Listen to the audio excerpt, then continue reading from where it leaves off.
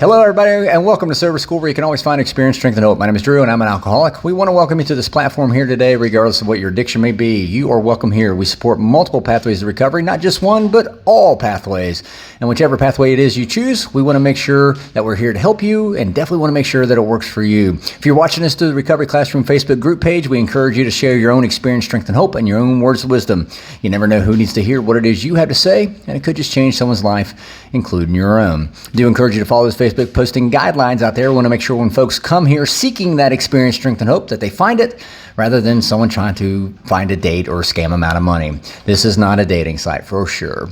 I want to talk real quick, and I apologize for my delay. I was talking to my sister for like 3.5 hours, and I said, oh, shoot, I got to do the Sober School.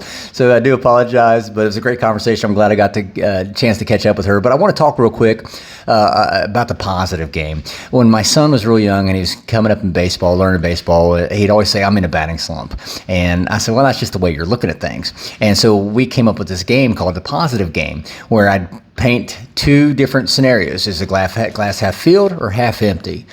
Which is more positive? And you know, he'd always, well, the glass is half filled. You know, that's positive. And so we did this game. You know, if you hit a pop fly ball to center field and with a runner on third, is that a bad thing because you popped out, or is that a good thing because you had a sacrifice fly?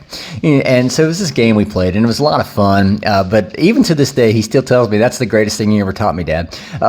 And what's really sad for me is the fact that I forgot to play that game in life. Here I am teaching my son how to play the positive game, and I forgot how to play that game myself. And that's what ultimately just added another layer into my alcoholism and my despair that I was living in, because I forgot how to look at things from a positive and optimistic perspective.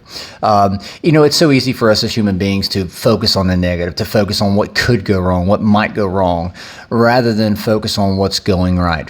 You know, it's so easy for me, it's a lot easier for me to wake up and complain about in the mornings and complain about all the shit that I got to do today, or all the stuff that's, you know, stressing me out for the day. It's so easy, so much easier for me to do that.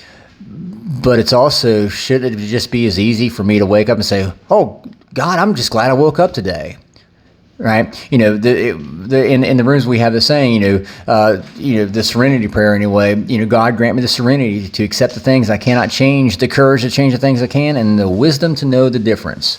To accept the things I cannot change. If I can't change something, why am I worrying about it, right? Why am I focusing on these problems that I can't change? I'm going to have to let my higher power take care of those problems because I can't change it.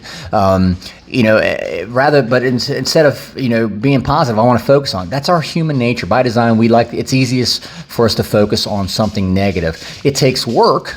It takes getting uncomfortable, as we've been talking about the last couple of days. It takes work to start playing the positive game, to start trying to look at things. Hey, you know, granted, I got all this bad stuff happening and going on today, but you know what? I'm just thankful I woke up. You know what? I'm just thankful I'm still sober. You know what? I'm still thankful that I can pay my light bill or whatever. You know, it's so much easier for us just to focus on the negative things that are coming, barreling down on us in life, rather than being thankful and just trying to be positive, even in the midst of things we can't control. I want to make it absolutely clear, I do not have a perfect life. I have a far from perfect life. I still have bills, responsibilities, and all this stuff. And there is shit that goes on that is outside of my control. But today I'm at peace with that because I've learned how to turn my will and my life over to the care of a God, of a power greater than myself, a God of my own understanding, right? And this isn't about religion. Let's make that clear too. But it struck me earlier this morning, you know, I taught my son how to play this positive game, and yet I wasn't the one playing it. I taught him how to play it, but yeah, I wouldn't even play the game because I was too busy focusing on all the stuff that's going wrong in my life. And again, that just added another layer of complexity to my disease of alcoholism. It's what helped keep me in that rock bottom mentality that I had. So I want to encourage you today. Positive game is really easy. You know, you can set and choose to dwell on the shit that you can't control, the bad stuff that you can't control. It's out of your control. You can set and dwell on that and start, responding and reacting to those emotions that you feel about these negative things. Or you can start trying to focus on the things you do have to be thankful for, like waking up today, like being sober, like being clean, like, hey, I'm getting ready to pick up a chip tonight or tomorrow. I'm a week away from picking up this chip. That's something to be thankful about. That's something to be happy and excited about. I say it all the time. I don't give two shits what happens to me today, because all I'm worried about today, the only thing I'm worried about today, is making it to the end of my day, putting my head on a pillow, drawing a sober breath. That's it. That's the only goal that I've set for myself, and I set that goal each and every day. I'm going to make it to the end of my day sober. Come hell or high water, no matter what else happens in my day, that's my goal. That's my singular focus, if you will.